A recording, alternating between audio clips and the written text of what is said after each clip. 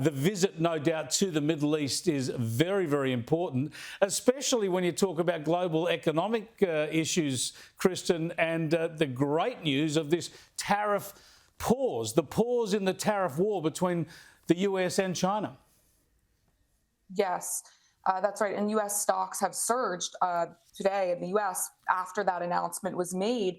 And, you know, this kind of goes to what we have been guessing about for the last month or so, which is that perhaps these tariffs are in fact short-term tools rather than a long-term strategy. Another interesting point is that the Treasury Secretary, Scott Bessent, said that the U.S. and China had put in place some other sort of mechanism to make sure that the tariffs don't raise to that high level again. Unclear what that mechanism is, but that does signal that the worst of the tariffs are behind us.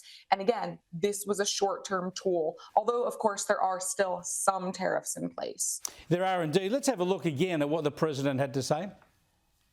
The talks in Geneva were very friendly. The relationship is very good. We're not looking to hurt China. China was being hurt very badly. They were closing up factories. They were having a lot of unrest. And they were very happy to be able to do something with us. And the relationship is very, very good. I'll speak to President Xi maybe at the end of the week. Yeah, it just goes to underline your point there, Kristin, and that is that this suggests that what Donald Trump's play is for free trade. He doesn't believe in tariffs for tariff's sake. This is what we're all hoping, or you and I were certainly hoping, that it's really a push to get rid of trade barriers around the world. Some say, no, Trump really wants tariffs in for the long term. This suggests not. And he and China, direct talks there with their officials, looking at getting rid of those trade barriers. It's encouraging. Yes, Scott Bessent was actually in Geneva over the weekend speaking with Chinese counterparts. I mean, nobody thought that the talks would be this consequential and significant, but here you have it. And, you know, I don't think Trump wants the economy to spiral here in the U.S. into a recession. So de-escalation has sort of staved off that possibility of a recession or very high inflation. Two things Trump absolutely does not want.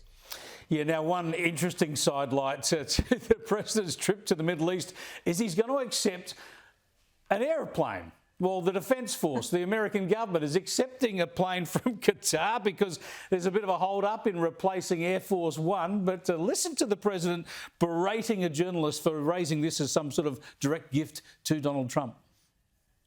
Mr. President, what do you say to people who view that luxury jet as a personal gift to you? Why not leave it behind? You're ABC fake news, right? Why not? Only ABC. Well, a few of you would. Let me tell you, you should be embarrassed asking that question.